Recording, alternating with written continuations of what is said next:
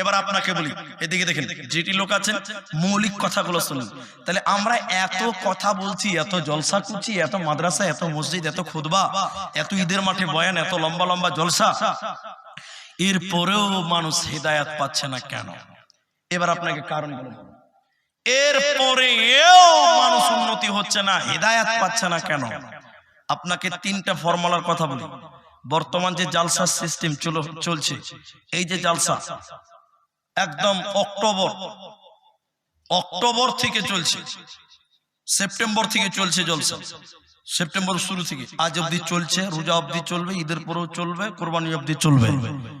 দিন দিন জলসা বাড়ছে কিন্তু হিদায়াত কমছে কেন? আমি একটা প্রশ্ন আপনাকে করছি, উত্তরটা যদি মিলাতে পারেন তো আপনি সাকসেস। উত্তর যদি মিলাতে পারেন আপনি সাকসেস, আপনি ধন্য। তার আগে হাদিসটা বলি। আল্লাহর নবী বলছেন পাঁচটা আমল, পাঁচটা কাজ, পাঁচটা কাজ। আল্লাহ নবী বলছেন, এক, যখন পাঁচটা কাজ আমার উম্মত গ্রহণ করবে, হালাল মনে করবে, আমি আল্লাহ তাদের লানত বর্ষণ করব, গজব নাজিল করব, তাদেরকে আমি আরো পথভ্রষ্ট করব। পাঁচটা। এদিকে দেখেন, এক, যখন আমার উম্মত মদ পান করবে, মদ মদ মদ মদ। এখন মদ খায় মুসলমান? মদ খায়? হ্যাঁ না বলেন, মুসলমান মদ খায়? খালি বোতলে যা আছে ওইটার নাম মদ। এটা কে বলেছে গো? খালি বোতলেরটাই মদ, এটা আপনাকে কে বলেছে? জি না, শুধু বোতলেরটাই মদ নয়, আরো অনেক নাম আছে, সেগুলোর নাম বিক্রি হয়ে গেছে, তার নামও মদ। প্রত্যেকটা নেশাই মদ। এবার বলেন, আমাদের সমাজের মুসলমানেরা বোতলটাও খায় না? তাহলে বলুন আল্লাহ এদের কি করবে বলেন তো? লানত করবেন, গজব নাজিল করবেন, এরা পথভ্রষ্ট হবেন, বিপদগ্রস্ত হবে, এরা হেদায়েত পাবে না। আমি এখানে এই কবিরুলের চ্যানেলে বক্তব্যটা আছে আমার, কোন একদিন বলেছি, আবার বলছি, রাত 2:30-3টার সময় দোকান খুলছে, শাটার খুলছে। আমাকে একজন বলছে, মানে এত রাতে দোকান খুলছে, কি ব্যাপার? আরে খ্যাপা, বুঝবি না, ওর দোকান এখন শুরু হইলো, সকাল অবধি চলবে। কিসের দোকান বলেন? মদের দোকান। আরে খ্যাপা, তো শুরু হলো, এখন ফজর অবধি চলবে, সকাল অবধি চলবে। জি, রাস্তায়, পাশে, মাঠে দেখেন কত মদের বোতল পড়ে আছে, ওগুলো সব ঘোষ আর দাস আর গুপ্ত ওরা খায় নাকি? জি না, মুসলমানেরাও খায়। দেখেন দুই আল্লাহ রাসূল বলেছেন, 2 নম্বর, যখন আমার উম্মত বাদ্যযন্ত্র গানকে হালাল করে নিবে, গ্রহণ করবে, তখন আল্লাহ গজব নাজিল করবেন, লানত করবেন, তারা গুমরাহ হবে, তারা হেদায়েত পাবে না। এখনকার মুসলমান গান কম শুনে না বেশি শুনে? কথা বলেন। সিনেমার হল কমেছে না বেড়েছে? কমেছে না বেড়েছে? বলে না কমেছে না? কেউ বলছে কমেছে, কেউ বলছে বেড়েছে। একজন আমাকে বলছে, এদিকে দেখেন, একজন আমাকে বলছে, মাওলানা সিনেমার হল বন্ধ হলো, আলহামদুলিল্লাহ বলেন। আমি বলছি ইন্নালিল্লাহ। তখন বলছে সিনেমার হল বন্ধ হলো, তাও ইন্নালিল্লাহ? বলে এমনি বন্ধ হয়েছে ভাই, পকেটে পকেটে সিনেমার হল, খরিদ্দার নাই, খরিদ্দার এমনি বন্ধ হয়ে গেছে। কে যাবে? পকেটে পকেটে মোবাইলে সিনেমা চলছে, আর কে হলে যাবে? যাবে না। শুধু হালাল মনে করেছে তা নয়, নাউযুবিল্লাহ, আস্তাগফিরুল্লাহ, মুসলমানের বাচ্চারা পাঠান সিনেমা মুক্তি পেয়েছে, তার জন্য কলকাতাতে কেক কেটে আনন্দ করেছে, বলেন নাউযুবিল্লাহ। পাঠান সিনেমার নাম শুনেছেন আপনারা? কথা বলেন, শুনেছেন? এই পাঠান সিনেমা মুক্তি পেয়েছিল যেহেতু এই সিনেমা নিয়ে কেস পর্যন্ত হয়েছিল, কোর্ট পর্যন্ত গিয়েছিল, মুক্তি পেয়েছিল। মুসলমান যুবকেরা রাস্তায় কেক কেটেছে, বলছে শাহরুখ খান আমাদের শাহরুখ খানের সিনেমা মুক্তি পেয়েছে, তাই আমরা কেক কাটছি, বলেন নাউযুবিল্লাহ। ওর মাথায় গোবর আছে। মুসলমান, তুমি সিনেমাকে উদ্বোধন করার জন্য কেক কাটো, লজ্জা করে না? লজ্জা করে না? পাঠানের যে ব্যানার, ওই কি বলে ওটাকে, থাম্বনেল যেটা লাগা আছে, পিকচার, যেটা পিকচার, ওই মেয়েটা, যে মেয়েটার ছবি দেওয়া আছে, ওর নাম আমি জানি না, ওই মেয়েটা তো ল্যাংটা হয়ে আছে, ওই ল্যাংটা মেয়ের পক্ষে তুমি কেক কেটে আনন্দ করো, উল্লাস করো, তোমার হায়া শরম নাই? তুমি আর উপরে আল্লাহ গজব নাজিল করবে না তো করবে কারো? তো বলো। 3 হাদিসটা শুনেন। 3 নম্বর, বিশ্বনবী সাল্লাল্লাহু আলাইহি সাল্লাম বলছেন, শোনো, যখন আমার উম্মত বিয়ে করবে না, কি করবে না? বলেন বলেন বলেন।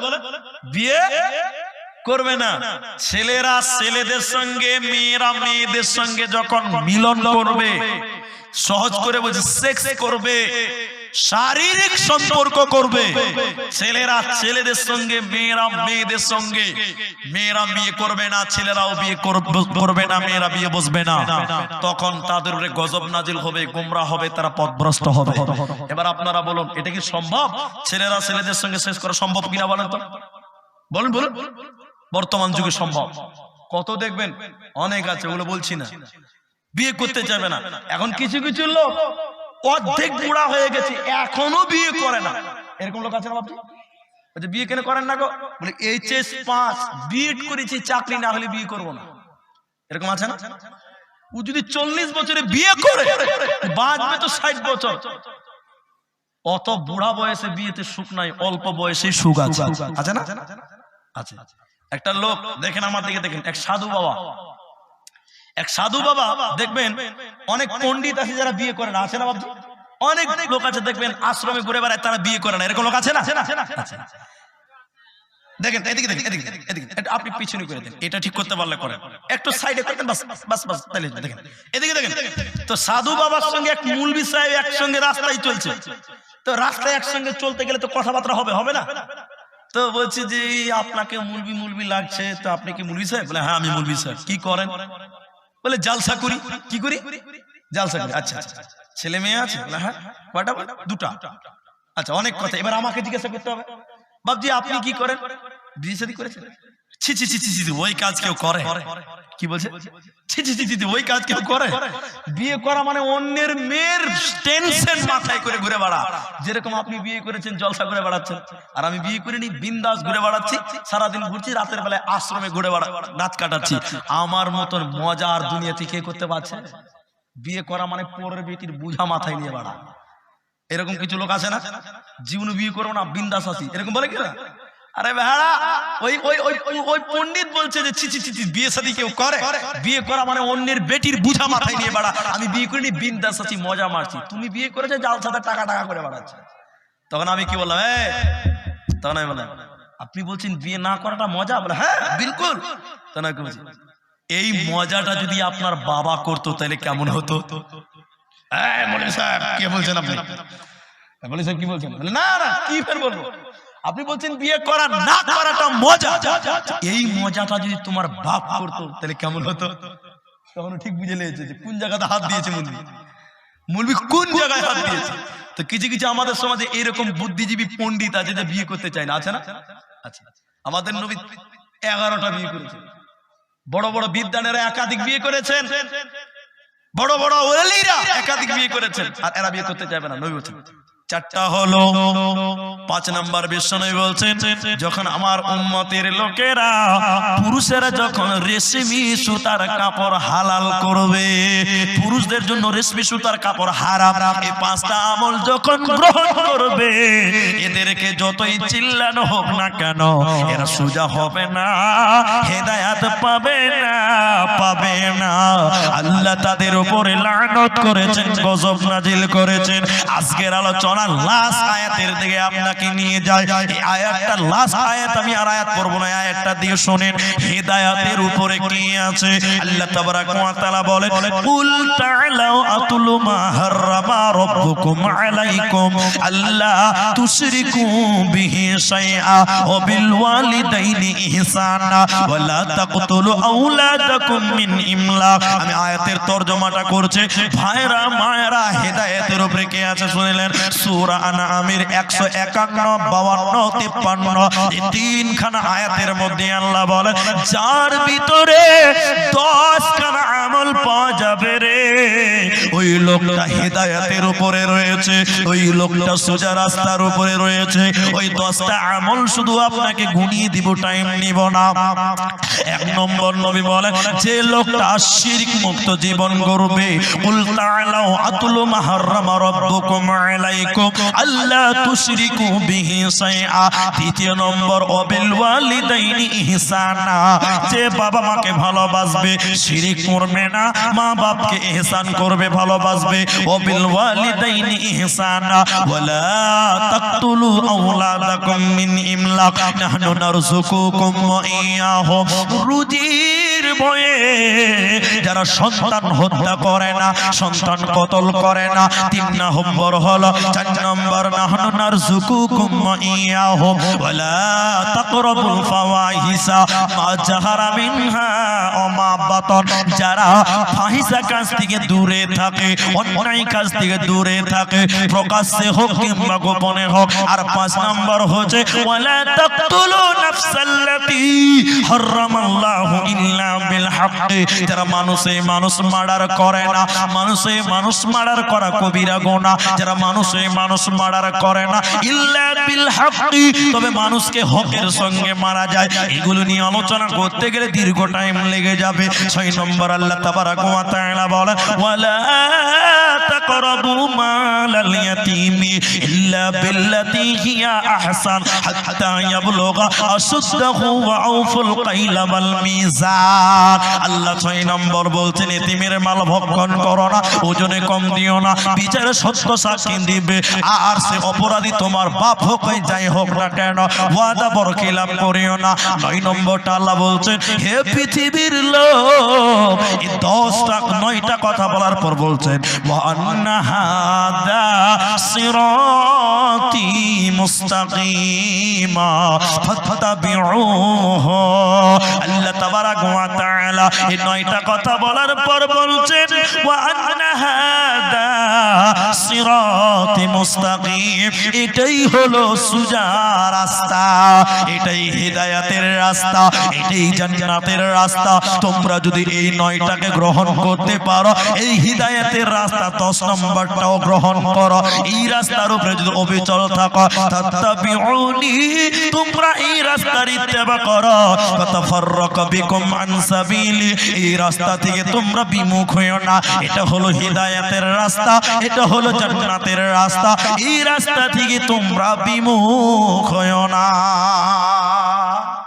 কলম খাতা দিয়ে বুঝাচ্ছে, এদিকে দেখেন, এদিকে দেখেন, বুঝিয়ে দিচ্ছি। আল্লাহ নবী একদিন মসজিদে সাহাবীদেরকে বলেন বসো, এদিকে দেখেন। এটা আমি আপাতত ব্যবহার করছি কোরআনটাকে। তা আল্লাহ নবী এদিকে দেখেন, এদিকে মায়েরা পর্দায় এইরকম একটা বোর্ড, এটা একটা বোর্ড মনে করেন, বুঝানোর জন্য বলছি, এটা কোরআন আল্লাহর কালাম, এটা বুঝানোর জন্য বলছি। আল্লাহ রাসূল মসজিদে সাহাবীদের জমা করে প্রথমে একটা সুজা ডাক দিলেন, এরকম সুজাদা, সুজা ডাক দিলেন, সুজাদা ডাক দেওয়ার পর সাহাবীদেরকে বলছেন তোমরা দেখো, এদিকে দেখো। এরপরে ডান দিকে অনেকগুলো বাঁকা করে করে করে করে ডাক দিলেন, এরপরে ডান দিকে অনেকগুলো বাঁকা করে করে ডাক দিলেন। সুজা দাগ কয়টা? একটা। ডান দিকে অনেকগুলো, বাঁ দিকে অনেকগুলো। শাহাদাত আঙ্গুল আল্লাহ রাসূল মাঝখানের ওই একটা দাগে হাত রেখে বললেন ইয়াদিদ মুতাফাররিকাতুন আলা কুল্লি সাবিল মিনহাশ শাইতান। এই যে সাহাবীরা দেখো, ডানে বাঁয়ে যত রাস্তা, এই প্রত্যেকটা রাস্তার মোড়ে মোড়ে শয়তান বসে আছে। কে বসে আছে? শয়তান। পৃথিবীতে অনেক দল দেখতে পাবেন, প্রত্যেকটা দলের মোড়ে মোড়ে শয়তান বসে আছে। এ কথা বিশ্বনবী বলেছেন, এটা আমার কথা নয়। একটা রাস্তার ইত্তেবা করো। সাহাবীদেরকে বলেন কয়টা? একটা। ওইটা হলো সুজা রাস্তা, একটা রাস্তা। ওটা হলো হাজা সিরাতি মুস্তাকিম, এটাই হলো সুজা রাস্তা, সিরাতুল মুস্তাকিম, হিদায়াতের রাস্তা, জান্নাতের। তাহলে সুজা রাস্তা কয়টা? একটা। তাহলে এখন আপনাদের মুর্শিদাবাদে, আমাদের পশ্চিমবঙ্গে অনেক দল, অনেক মত আছে না? বুঝি এই দল করছে, ওই দল করছে, কারো দলে যাবে না। যে দলের দিকে ডাকে, ইসলামের নামে দল করে করে মানুষদের বিভ্রান্ত করে, তার দলে যাওয়া যাবে। উদাহরণটা আমি আল্লাহর কসম, আমি কাউকে টার্গেট করে বলছি না, আল্লাহর কসম করে বলছি আমি। এটা রাস্তাতে হানাফি আর আহলে হাদিসরা মারামারি করছে, এটা উদাহরণ মনে করেন। উদাহরণ উদাহরণ আগে একটা সময় ছিল আমিন বলা নিয়ে মারামারি করতো না বাবজি? আমিন কে জোরে বলবে, কে আস্তে বলবে, এনে ঝগড়া হতো না? এবার হানাফিদের সঙ্গে শাফি মাযহাবের লোকের ঝগড়া হচ্ছে রাস্তাতে। হানাফিরা লাঠি নিয়ে আছে, শাফিরা লাঠি নিয়ে আছে, উদাহরণ মনে করেন। এবার রাস্তাতে যে আসছে তাকেই ধরছে। একজন হানাফিরা ধরেছে, আহলে হাদিস শাফি মাযহাবের লোক ধরেছে, এটা হানাফি মাযহাবের লোককে ধরে বলছে এই বল আমিন নামাজে জোরে না আসতে। ও তো হানাফি, কি বলবে? আসতে। যখন বলেছে আসতে, শাফি মাযহাবের লোক লাঠি নিয়ে একদম পাড়াপাড় বেরিয়ে দিয়েছে। যখন বেরিয়ে গেছে, মার খেয়ে বেচারে বাবা, নামাজ পড়েও মার খেয়েছে, তাহলে আজ থেকে নামাজ পড়বো না ভাই। অবস্থাটা খারাপ না? কি বলেন, খারাপ হলো না? আরেকজনকে ধরেছে হানাফিরা ধরেছে, ও শাফি মাযহাবের লোক বা অন্য মাযহাবের লোক, যে কেন হোক না কেন, এরা লাঠি নিয়ে আছে, বল নামাজে আমি জোরে না আসতে বল। ও তখন বলছে, ও তো আসতে বলে মার খেয়েছে, আমি আসতে বলে মার খাবো? ও তখন বলছে জোরে, যখন বলেছে জোরে আপার বেরিয়ে দিয়েছে, যখন বেরিয়ে দিয়েছে তোর কোমরে একটু হাত রেখে, রে বাবা আমার পুরো মার খেয়েছে, কাল থেকে নামাজ পড়বো না। অবস্থা খারাপ না? আর একটা লোককে ধরেছে, এদিকে শাফি মাযহাবের লোক, ওদিকে অন্য মাযহাবের লোক, লাঠি নিয়ে আছে, ও মাঝখানে পড়েছে লোকটা, বলছে বল নামাজে আমি জোরে না আসতে। ও দেখছে যে আসতে বললো মার খাবো, জোরে বললো। ও তখন বলছে ভাই আমি নামাজই পড়ি না। কি বলছে? আমি নামাজি, তোরা মর। এটা হাসি নয়, ও বলতে চাইছে তোরা নামাজ পড়ে মার খাচ্ছিস, নামাজ পড়ে, আমি নামাজ না পড়ে ভালো মার খেলাম না। বর্তমান অবস্থা তাই না? ও বলছে আমার দল করো তো ভালো থাকবে, তোমরা সঠিক হক। সেলে নিজেরটাকে হক মনে করে, অন্য কাউকে হক মনে করতে পারে না। এই ধর্মের নাম দিয়ে মানুষদেরকে বিভ্রান্ত করে করে করে করে, কিন্তু আল্লাহ বলছেন, নবীজি বলেছেন হকের রাস্তা কয়টা? একটা। কয়টা? একটা। তাহলে কোনো মতে নয়, কোনো দলে নয়, কোনো কিছুতে নয়, একটা রাস্তা মানবো, ইসলামের রাস্তা, কোরআনের রাস্তা। আল্লাহ রাসূলের হাদিসের শেষ অংশে এরকম ছিল, আল্লাহ নবী বলেছেন ইহুদি নাসারারা 71-72টা দল হবে বা হয়েছে। আল্লাহ নবী বলেছেন তাফতারিকু উম্মতি 70 আল্লাহ নবী বলেছেন আমার উম্মত 73টা দল হবে। কয়টা? আল্লাহ রাসূল হতে বলেছেন আর সাবধান করছেন?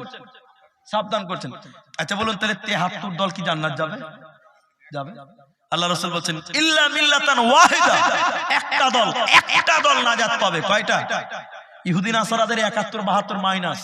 তাহলে যারা এত দল আর ইসলামকে ভেঙে টুকরো টুকরো করে দল সংগঠন করে বেড়াচ্ছে, ইসলামকে বাদ দিয়ে বলছে তোমরা আমাদের নামে ঘোরো, আমাদের দলের নাম বলবা, বলবা তুমি কোন সংগঠন করো? না আমার সংগঠন।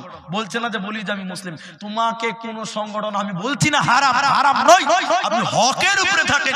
যখন বলো তুমি কে? বলে আমি একজন মুসলিম। কোরআন ওমান আহসানু কাওলাম মিম্মান দাআ ইলাল্লাহ ওয়া আমিলা সালিহাও ওয়া ক্বালা ইন্নানি মিনাল মুসলিমিন। আল্লাহ বলছেন ওই লোকটার কথা ভালো যে আল্লাহর দিকে ডাকে, ভালো কাজ করে এবং বলে ইন্নানি মিনাল মুসলিমিন, আমি একজন মুসলিম। না বলে আমি অমুক দল করি, দল নয়। কি বলতে হবে? আমি একজন মুসলিম। তাহলে আমরা মুসলিম, আমরা ইসলামকে এইরকম ফেরকা, বিভিন্ন দল, নকশবন্দি, মুজাদ্দিদি, কদরি, সুন্নি, শাফি, বেরেলি, এত দল লিখে লিখে ক্লান্ত হয়ে যাবেন। আল্লাহ আমাদের মাফ করুন, সকলে বলেন আমিন।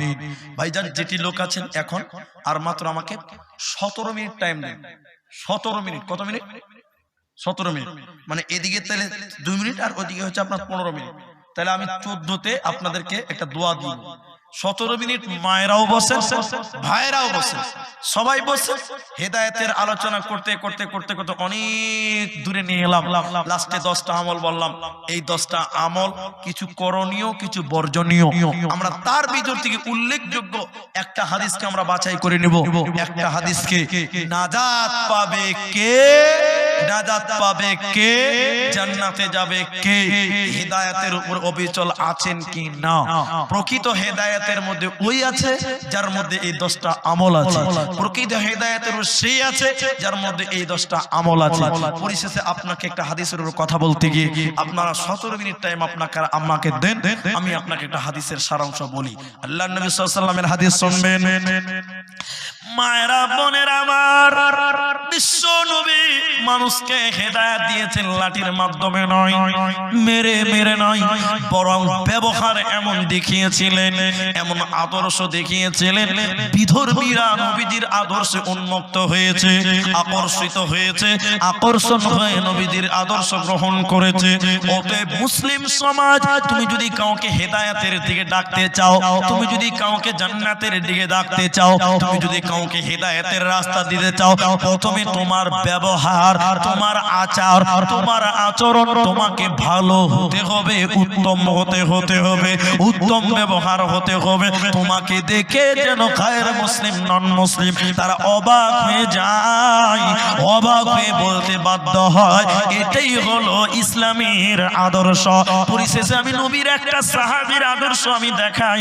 সাহাবীদের জীবন দেখবেন আপনারা অবাক হয়ে যাবেন, অবাক হয়ে যাবেন। আল্লাহর নবী সাল্লাল্লাহু আলাইহি ওয়াসাল্লামের খলিফা, আল্লাহর নবী সাল্লাল্লাহু আলাইহি ওয়াসাল্লামের সাহাবী খলিফা উমর, তিনি দীর্ঘদিন যুদ্ধে চলে গেছিলেন, কমান্ডারের দায়িত্ব পালন করছিলেন, দেশের খবর ঠিকঠাক নিতে পারেনি। আল্লাহর নবীর এই সাহাবী উমর একদিন রাতের বেলায় তিনি এসে দেশে ফিরে এলাকাতে ফিরে টহল দিয়ে বেড়াচ্ছে। তার ডিউটি ছিল এরকম, তার আদর্শই ছিল এরকম। রাতের বেলায় খোঁজ নিত কে খেতে পেয়েছে, কে খেতে পেয়েছে না, কে সুখে আছে, কে দুঃখে আছে। উমর তল্লাশি করতে করতে দূর মরুভূমির মাটিতে দূর থেকে দেখা যাচ্ছে একটা আঁখা, একটা চুলহা জ্বলছে। উমর রাতের বেলায় সেখানে তার সঙ্গ পাঙ্গ নিয়ে গেল। যাওয়ার পরে দেখছেন একজন মা, একজন মহিলা দুটি বাচ্চাকে ঘুমিয়ে দিয়ে একটা হাড়িতে কি যেন জাল দিচ্ছে, আগুন ধরিয়ে দিয়েছে। মেয়েটার মুখটা শুকিয়ে গেছে, বাচ্চাগুলোর মুখটা শুকিয়ে গেছে। উমর যে বলছেন, মা হে হাড়িতে কি আছে, কি রান্না হচ্ছে এত রাতে আপনি বলুন। উমর যখন জিজ্ঞাসা করলেন, মহিলা কাঁদো অবস্থায় বলছেন, আমিরুল মুমিনিন উমর, হাড়ির ভিতরে কিছুই নাই, পানি আছে। আপনি তাহলে পানি কেন জাল দিয়েছেন? বলে আমার সন্তানেরা আজকে অনেকক্ষণ থেকে খেতে পাইনি, দুই একদিন থেকে খেতে পাইনি। ছেলেরা বলছে, আম্মু খাবার দাও, আম্মু খাবার দাও, আমি গরিব বিধবা, আমার স্বামী নাই, আমার কোনো খাবার নাই। ছেলেগুলো সান্ত্বনা দেওয়ার জন্য আমি শূন্য হাড়িতে কিছু পানি চাপিয়ে দিয়ে আমি আখা দিয়ে জাল দিয়েছিলাম। কেন কেন কেন? ছেলেরা শান্ত হয়ে ঘুমিয়ে গেছে।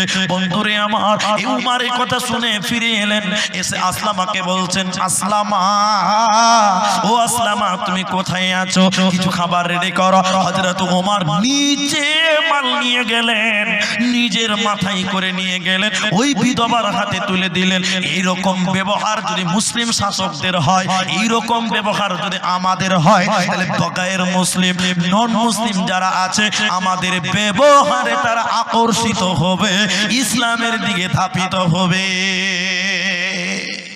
আমাকে মাফ করেন, কথাটা বলে দিচ্ছি, কিছু মনে করবেন না। আপনাদের পশ্চিমবঙ্গের একজন নেতা, আমি কোনো রাজনীতি করি না, কোনোদিন করি না, বলিও না রাজনীতি, দীর্ঘদিন জেলে ছিল। চিনতে পেরেছেন আপনারা? দীর্ঘদিন কি ছিল? জেলে ছিল, প্রায় 42 দিন, সম্ভবত 42 দিনের মতন জেলে ছিল।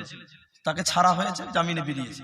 কথাটা আমি কেন বলছি দেখেন, দেখেন, তিনি জামিনে বেরিয়ে এসেছেন। আমাদের নেতারা, আমরা যে শাসক, আমরা মুসলিম শাসক হিসেবে তিনাকে আমি বলছি, তিনি আমার মুসলিম শাসক হিসেবে সাপোর্ট করি এবং তাকে আমি পরামর্শ দিই।